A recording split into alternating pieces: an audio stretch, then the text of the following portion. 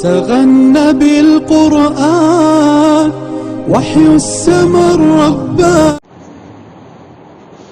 الحمد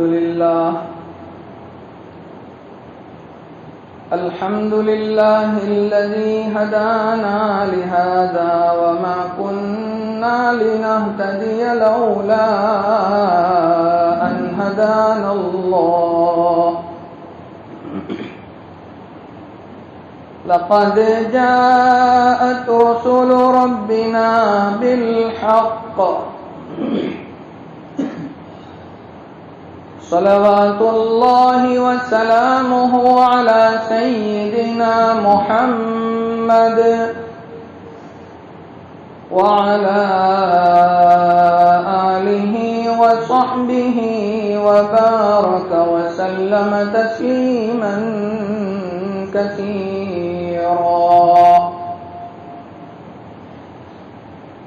أما بعد فأعوذ بالله من الشيطان الرجيم. بسم الله الرحمن الرحيم. يوم لا ينفع مال ولا بنون إلا من أتى الله بقلب سليم.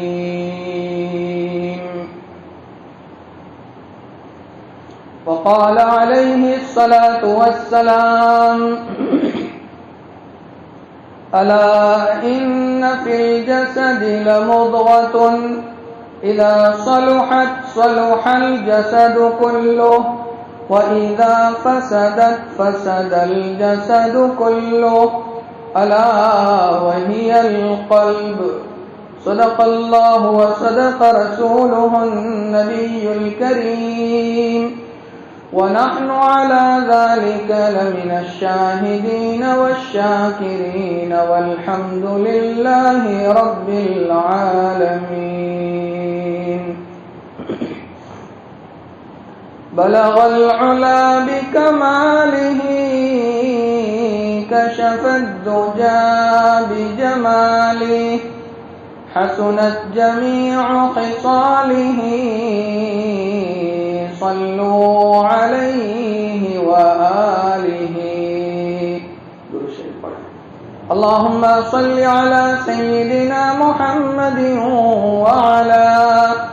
وعلى آل سيدنا محمد وبارك وسلم. بزرگان محترم اور عزیز دوستو،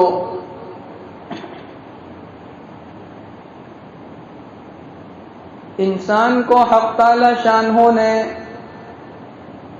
دو چیزوں سے مل کر بنایا ہے. ایک اس کا جسم ہے اور ایک اس کی روح ہے.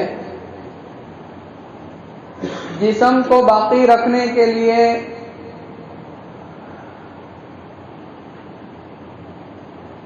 غذا کی ضرورت پڑتی ہے، دوا کی ضرورت پڑتی ہے تاکہ جسم تندرست رہے، صحیح سالم رہے. جب جسم تندرست ہوگا تو آدمی کوئی کام کر سکے گا.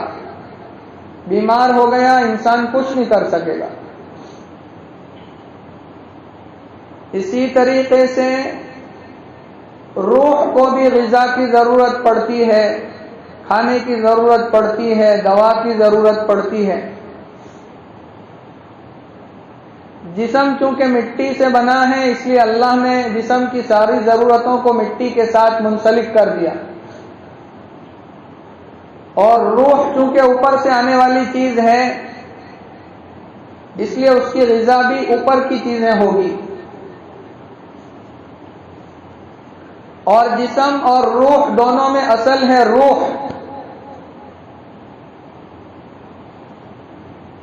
انسان کا جسم صحیح سالم ہے لیکن اس کی روح نکل جاوے تو ہاتھ حالانکہ بالکل صحیح ہے لیکن حرکت نہیں کرے گا. آنکھیں اپنا کام بند کر دے گی، کان اپنے کام بند کر دے گا، پورا جسم اپنا کام چھوڑ دے گا. کیونکہ اس کو جو چیز سنبھالے ہوئے تھی روح وہ نکل چکی ہے، اس لیے اب جسم بے فائدہ. اور جسم کے اندر بھی اصل جو ہے وہ ہے دل. پورے جسم کی نقل و حرکت ڈیپینڈ کرتی ہے دل کے اوپر.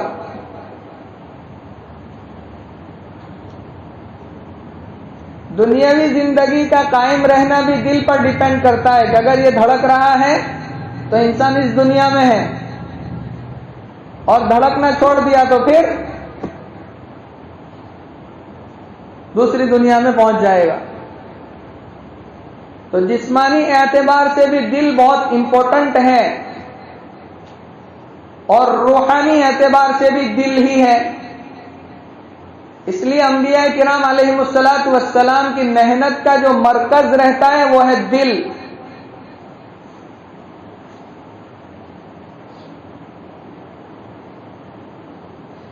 اسی لیے اعمال کا دار و مدار قرار دیا نیت کے اوپر. انما الاعمال بالنیات. اور نیت کس کو کہتے ہیں؟ دل کے ارادے کو. انسان بہت بڑا کام کر رہا ہو لیکن دل کی نیت اگر غلط ہے، خراب ہے، تو چاہے دیکھنے میں کتنا بڑا کام کر رہا ہو، اللہ کے یہاں اس کی کوئی ویلیو نہیں. بعض مرتبہ انسان بہت چھوٹا سا کام کرتا ہے، کسی کو دکھاتا بھی نہیں ہے، لیکن بہت اخلاص سے کرتا ہے، اللہ کے یہاں بہت بڑا مقام پا جاتا ہے. دل کے ارادے کے اوپر. ایک آدمی کو قیامت کے دن اللہ بلائیں گے اور تہجد کا ثواب عطا کریں گے. روایتوں میں ہے وہ کہے گا کہ اللہ میں نے تو زندگی میں کبھی تہجد نہیں پڑھی. اللہ فرمائیں گے اگر پڑھی نہیں لیکن روزانہ تو نیت کر کے سوتا تھا کہ آنکھ کھلے گی تو تہجد پڑھوں گا. تو ہمارے یہاں تو نیتوں کے اوپر فیصلے ہوتے ہیں جہاں ہم نے ثواب لکھا ہوا ہے. تو جیسے جسم کو بیماری لگتی ہے روح کو بھی بیماری لگتی ہے، اور ایک بیماری اصل ہوتی ہے، ایک عارضی ہوتی ہے. ٹیمپراری بیماری ہوتی ہے اور ایک اصل بیماری ہوتی ہے. مثال سے بات کو سمجھو. جیسے ایک آدمی کے جسم کے اوپر پھنسیاں نکل آئی،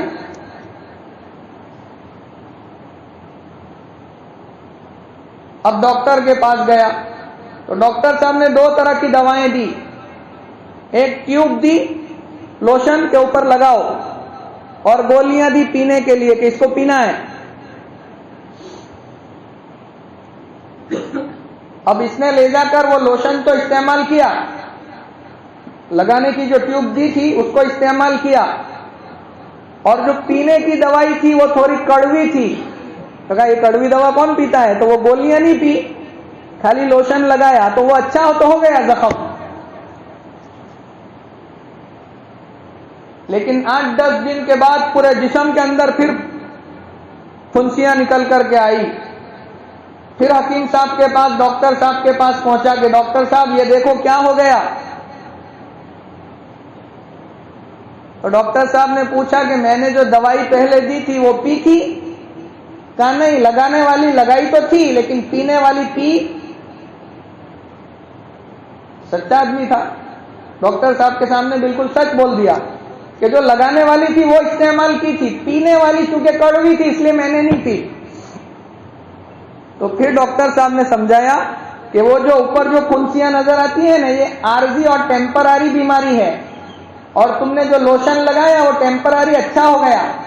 اصل جو بیماری ہے وہ خون کی خرابی کی بیماری ہے. یہ جو پھنسیاں تمہیں نکلی ہے اوپر، یہ اندر چونکہ خون خراب ہے اس کی وجہ سے یہ اوپر پھنسیاں نکلی ہے. تو اصل علاج اوپر کا نہیں، اصل علاج اندر کا ہے، خون کا. اور وہ جو گولیاں دی تھی وہ خون کو صاف کرنے والی گولیاں تھی. اصل کو تو تم نے چھوڑ دیا اور اوپر لگاتے رہے. ٹیمپراری وہ اچھی ہو گئی، لیکن اصلی جو بیماری ہے وہ اسی وقت اچھی ہوگی جب تم گولیوں کو پیو گے اور جا کر خون صاف ہوگا، اوپر کی پھنسی آٹومیٹکلی اچھی ہو جائے.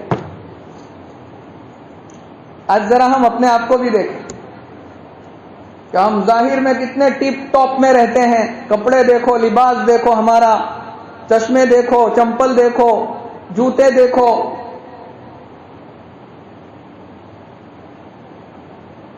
اور اندر دل میں کیا چل رہا ہے؟ ہم سب دل میں کون اتری نے جو اگیو. اصل صفائی یہاں کرنی ہے. اور لوگ کہتے ہیں، بعض لوگ اس کا الٹا بھی کہتے ہیں، دل صاف ہو جائے، باقی تو ہوں اور سب. آدمی کا دل صاف ہونا چاہیے. اس کی بھی ایک مثال سمجھو. آپ کسی کے یہاں مہمان گئے، اس نے بہترین کانچ کا گلاس نکالا شوکیس میں سے، لیکن اس کے ہاتھ کے اندر آئل لگا ہوا تھا، کالک لگی ہوئی تھی. تو اس نے وہ بہترین گلاس شوکیس میں سے نیا نکالا، لیکن کالک ہاتھوں میں لگی تھی. تو وہ کہاں لگی؟ وہ گلاس کے اوپر لگی. اب اس نے زمزم کا پانی اندر انڈیل کر بالکل صاف شفاف اوریجنل نکال کر کے آپ کو دیا. تو اندر کا پانی بالکل صاف ہے، اس میں کوئی ڈاؤٹ نہیں. زمزم کا پانی ہے، قیمتی پانی. لیکن باہر چونکہ آئل لگا ہوا ہے، اس کے گندے ہاتھ تھے، خراب ہاتھ تھے، وہ گلاس کے باہر لگے ہوئے ہیں. تو اگر کتنی بھی اچھی طبیعت کا آدمی ہوگا، ایک مرتبہ تو اس کو گوارا. باہر آئل لگا ہوا ہے گلاس کے اوپر، تو آدمی گوارا. بھائی گلاس تو پہلے دھوئنے لاؤ.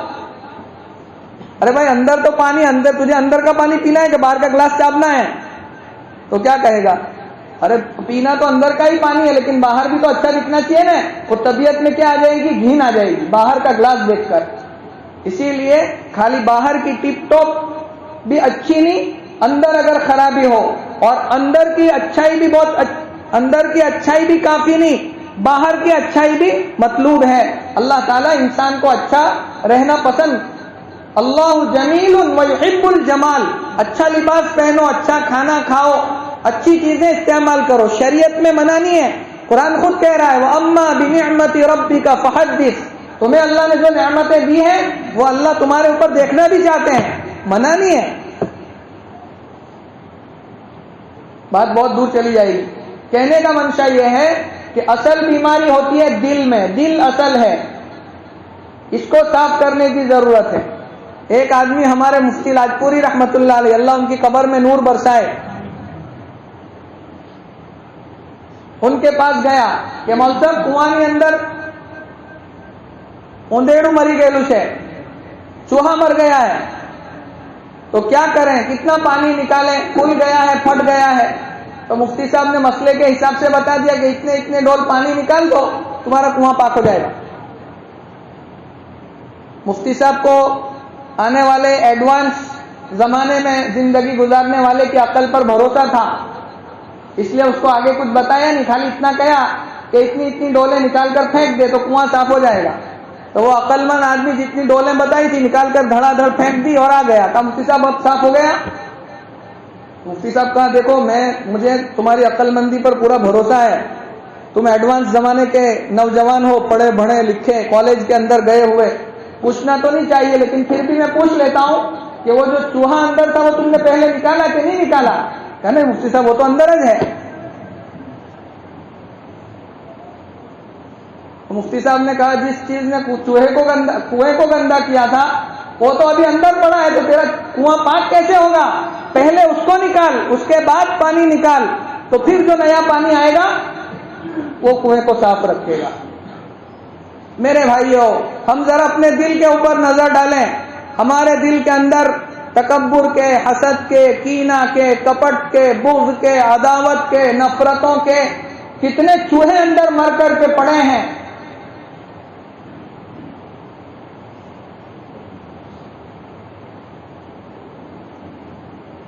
جب تک ان تمام چوہوں کو اندر سے ہم نہیں نکالیں گے ہمارا دل پاک ہوگا نہیں ہوگا. تو ان تمام چوہوں کو پہلے باہر نکالنے کی ضرورت ہے، اس کے بعد دل پاک صاف ہوگا. اس کے بعد جو رمضان کے اندر جو بارشیں برسے گی، رجب میں، شعبان میں برکتیں برسے گی، وہ برکتیں پھر آ کر کے اس دل کے کنویں کے اندر ٹھہرے گی اور دل پاک رہے گا. اگر وہ سارے چوہے اندر پڑے رہیں گے تو پھر آنے والی رحمتوں اور برکتوں سے کوئی فائدہ ہونے والا ہے؟ شاہ ولی اللہ محدث دہلوی رحمۃ اللہ علیہ، اسی لیے اللہ نے قرآن میں فرمایا، جو میں نے آیت تلاوت کی، اللہ فرماتے ہیں یوم لا ينفع مال ولا بنون الا من اتى اللہ بقلب سلیم۔ اللہ فرماتے ہیں قیامت کے دن تمہارا مال، تمہاری اولاد کوئی کام آنے والی چیز نہیں ہے، اگر اللہ کے یہاں کوئی چیز کام آنے والی ہے تو وہ قلب سلیم، سلامت دل۔ اور سلامتی والا دل کس کو کہتے ہیں؟ جو شک، شبہ اور شرک سے پاک اور صاف ہو، تمام روحانی بیماریوں سے پاک اور صاف ہو، وہ دل اللہ کو مطلوب ہے۔ شاہ عبدالرحیم شاہ ولی اللہ محدث دہلوی رحمۃ اللہ علیہ کے والد، بارش کا زمانہ تھا اور پگ ڈنڈی سے جا رہے تھے۔ ہمارے یہاں کھیتوں کے بیچ میں جو پاڑ ہوتی ہے نا، ایک ہی آدمی اوپر سے جا سکتا ہے چل کر، تو پگ ڈنڈی سے جا رہے تھے مسجد کی طرف نماز پڑھنے کے لیے۔ بارش کا زمانہ، اب اللہ کا کرنا، سامنے سے ایک کتا آ رہا ہے اور حضرت ادھر سے تشریف لے جا رہے ہیں۔ اب دونوں کا آمنا سامنا ہو گیا۔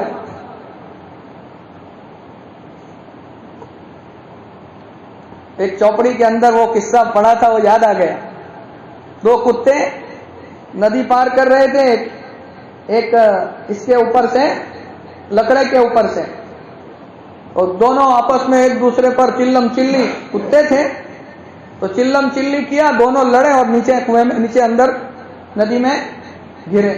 اس کے بعد دو بکریاں آئی، تو بکریاں بھی سامنے سامنے آئی، لیکن انہوں نے تھوڑا اپنے آپ کو، ایک نے جھکا دیا اور یوں کہا میں بیٹھ جاتی ہوں تو گزر جا، بعد میں تو ایک بکری بیٹھ گئی، دوسری بکری اوپر سے گزر گئی اور وہ بکری پھر کھڑی ہو کر کے۔ تو ٹائم آنے پر میرے بھائیوں تھوڑا اپنے آپ کو جھکا لینا، پیچھے قدم کھینچ لینا، یہ بزدلی نہیں ہے۔ معافی مانگنے سے کوئی آدمی چھوٹا نہیں ہوتا، اگر بھول غلطی ہو جاتی ہے معافی مانگ لو۔ میرے پیارے نبی صلی اللہ علیہ وسلم نے فرمایا، اگر معافی مانگنے سے تیری عزت میں کوئی کمی ہوتی ہو، کل قیامت کے دن میرے پاس سے آ کر کے لے جانا۔ معافی مانگنے سے آدمی چھوٹا نہیں ہوتا۔ کچھ یوں ہم نے زندگی کو آسان کر لیا، کسی سے معافی مانگ لی، کسی کو معاف کر دیا۔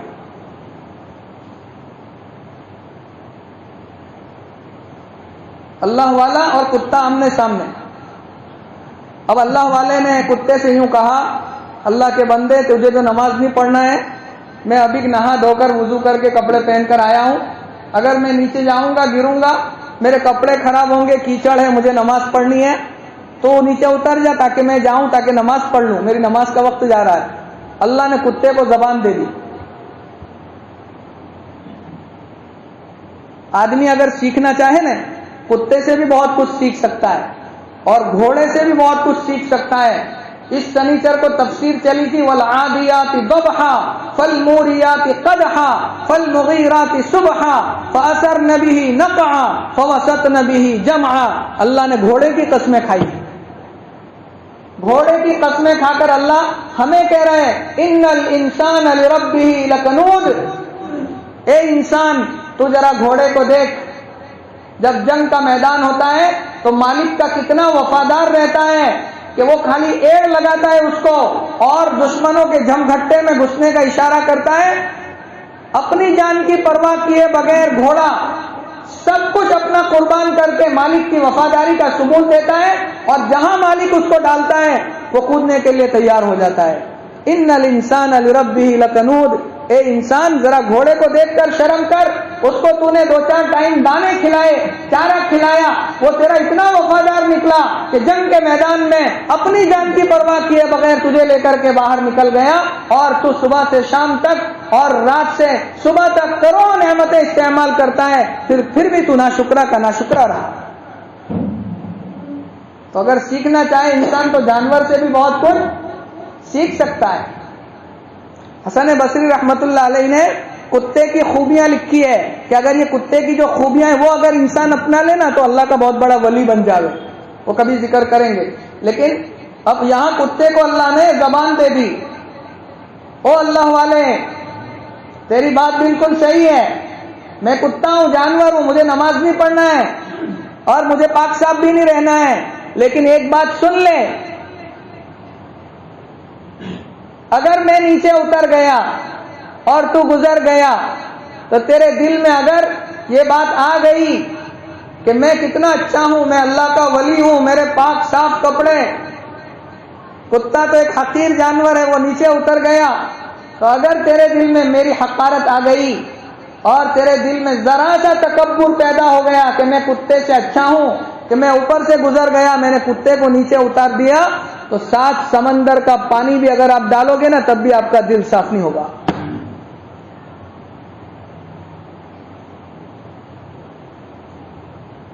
پھر ایک اور نصیحت کی. کتے نے یوں کہا کہ اتر جانا تو مجھے ہی چاہیے، لیکن میں نے آپ کے اوپر یہ احسان کیا کہ آپ کو تکبر سے بچایا، آپ کے دل میں جو تکبر آنے والا تھا اس سے میں نے آپ کو بچا لیا، اس لیے کہ آپ کا ایک احسان میرے اوپر ہے. جانور انسان کا احسان مانتا ہے، آج انسان کا احسان نہیں مانتا، کہتا یہ تو اینی ڈیوٹی છે એમાં હું છું، یہ تو اینی જવાબદારી છે، یہ تو એનું કામ છે. ارے اگرچہ اس کا کام ہے لیکن کم از کم زبان سے اس کا شکریہ تو ادا کرو. من لم یشکر الناس لم یشکر اللہ، جس نے بندے کا، لوگوں کا شکر ادا نہیں کیا اس نے اللہ کا بھی شکر نہیں ادا کیا. جتنے تمہارے ہاتھ کے نیچے یا تمہارے فیلڈ میں کام کرتے ہیں ان سب کا تمہارے اوپر احسان ہے. اگر وہ نہ ہو تو تم سرداری کس کے اوپر چلاؤ گے؟ تم کام کس سے لو گے؟ وہ تمہارا غیر حاضری میں تمہارا کام لے کر کے دے رہے ہیں، وہ ان کا احسان ہے.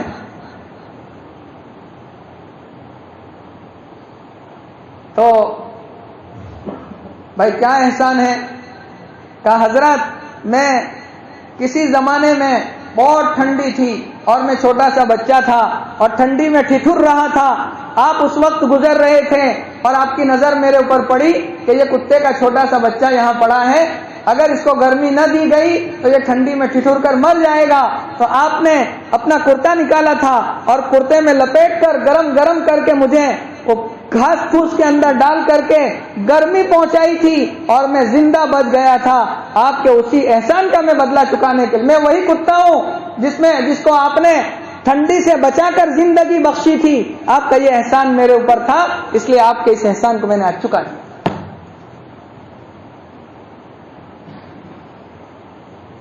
روح نکالنے والے جو فرشتے ہوتے ہیں نا، ان سے اللہ نے ایک مرتبہ پوچھا کہ کبھی کسی کی روح قبض کرتے ہوئے تمہیں یہ ہوا، تعجب ہوا؟ کہا جی اللہ، ایک مرتبہ ہوا. کہا کب؟ کہ سمندر کے اندر کشتی چل رہی ہے اور طوفان آیا، اور طوفان آنے کے بعد کشتی ٹوٹی، ایک ماں اور اس کی گود کے اندر معصوم سا بچہ چھوٹا سا، کشتی ٹوٹی تو سب لوگ بہہ گئے سوائے اس بچے کے. ماں بھی بہہ گئی، اس بچے کے، وہ بچہ تختے کے اوپر، پاٹیے کے اوپر رہ گیا. اس کو تو نے ایک موج کے ذریعے سے کنارے پر پہنچایا. سمندر کے بیچ میں جب اس کی ماں مری تو ہمیں بڑا تعجب ہوا کہ اللہ یہ کیا ہو رہا ہے. ماں، اصل بچے کو ابھی ماں کی ضرورت ہے، اس بچے کو ماں کی ابھی ضرورت ہے، اور اس وقت تو نے ماں کو چھین لیا. تو ہمیں اس ماں کی روح قبض کرتے ہوئے ہمارے ہاتھ کانپ گئے تھے کہ جس کا معصوم سا بچہ ہو اور سمندر کے بیچ میں ہو، اس کی ماں کو ہم کیسے روح قبض کر لیں. لیکن اللہ تیرا آرڈر تھا اس لیے ہم نے روح تو قبض کر لی. اچھا، دوسری مرتبہ کہا شداد نے 300 سال تک محنت کی جنت بنانے میں، 300 سال لگا دیے دنیا میں جنت بنائی، اور جب اس کا ادگھاٹن ہونے والا تھا، افتتاح ہونے والا تھا، اوپننگ ہونے والی تھی جنت کی، گیٹ کے پاس گھوڑے کے اندر بگی میں بیٹھ کر پہنچ گیا تھا دروازے کے پاس، ایک قدم باہر اور ابھی قدم اٹھا کر اس جنت کے اندر رکھنے ہی والا تھا کہ تو نے آرڈر دیا کہ اس کی روح قبض کرو. تو ہمیں بڑا تعجب ہوا کہ اس اللہ کے بندے نے 300 سال جنت بنانے میں محنت کی. اللہ کم از کم اس کی چاہت یہ تھی کہ کم از کم مجھے دیکھ لینے دو کہ میں نے کیسی بنائی ہے. لیکن دروازے کے اوپر تو نے روح قبض کروائی. اس وقت بھی ہمیں بڑا تعجب ہوا تھا. کہا تعجب تمہیں ہوا نا اس لیے کہ تم اصل حقیقت سے واقف نہیں ہو. انسان بہت سی مرتبہ تعجب کرتا ہے, او ہو یہ کیا ہو گیا, انتقال ہو گیا تو کیا اچانک چلا گیا. اچانک نہیں چلا گیا, وہاں سب لکھا ہوا ہے. کس کو کب جانا ہے, کس کو کتنی روزی کھانا ہے, کس کو کتنے پانی کے گھونٹ پینے ہیں, کتنے نوالے کھانے ہیں, کہاں جانا ہے, کہاں موت آئے گی, سب لکھا ہوا ہے. حقیقت معلوم نہیں ہے, اس وجہ سے تعجب ہو رہا ہے. کہا یہ دونوں جگہ پر تمہیں تعجب ہو رہا ہے. وہ ماں کی روح قبض کرتے ہوئے بھی تعجب ہوا تھا اور یہاں شداد کو پکڑ کرتے ہوئے بھی تعجب ہوا نا. کہا جان لو یہ جو آدمی بڑا ہو کر شداد بنا, جس نے 300 سال جنت بنانے میں لگا دیے, یہ وہی بچہ تھا جس کو سمندر میں ہم نے بچایا تھا. سمندر میں بچایا اور بڑا کیا تو شکر ادا کرنا چاہیے اور ہمارے سامنے جھکنا چاہیے تھا کہ پروردگار تو نے ہی زندگی دی ہے, اب پوری زندگی سجدے میں لگا کر کے تیرا شکریہ ادا کر دوں گا.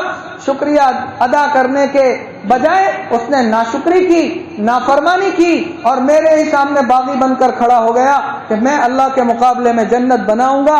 اب بتاؤ تمہیں تعجب ہوا؟ کہا نہیں اللہ حقیقت سے واقف نہیں تھے اس لیے تعجب ہو رہا تھا.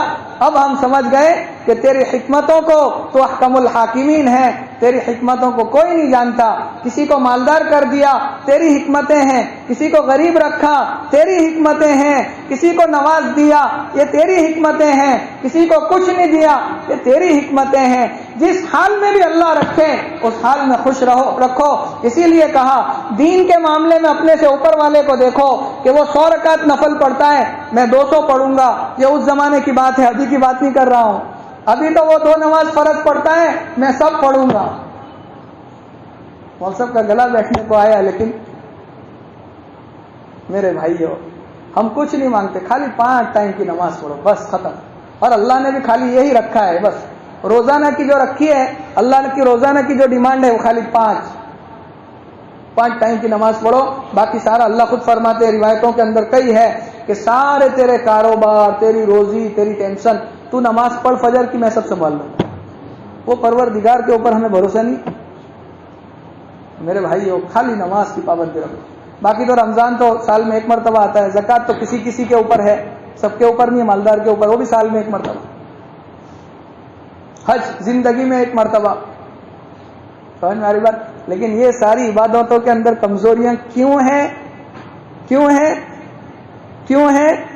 کیونکہ دل کے اندر وہ پاور نہیں ہے, وہ طاقت نہیں ہے کہ جو ہمیں ابھارے کہ چل اذان ہو گئی, چل اللہ کے گھر کی طرف, چل نماز پڑھ. یہ پاور پیدا کرنے کی ضرورت ہے. اور دل کے اندر یہ پاور کیسے پیدا ہوگا؟ 2 چیزوں سے. اللہ فرماتے ہیں ایک میرا ذکر, اللہ کے ذکر سے, اور دوسرا فرمایا کہ اللہ والوں کی صحبت. آج ہم اپنے دل کو ذرا چیک کر لیں. اصل بات بتانی تھی مجھے, وہ چھوٹ گئی ہے, 1-2 منٹ میں بتا دوں کہ آج ہم اپنے دل کو چیک کریں کہ میرا دل زندہ بھی ہے کہ مر گیا ہے. حدیث میں فرمایا چیک کرنے کا جو میٹر ہے وہ اللہ نے بتایا.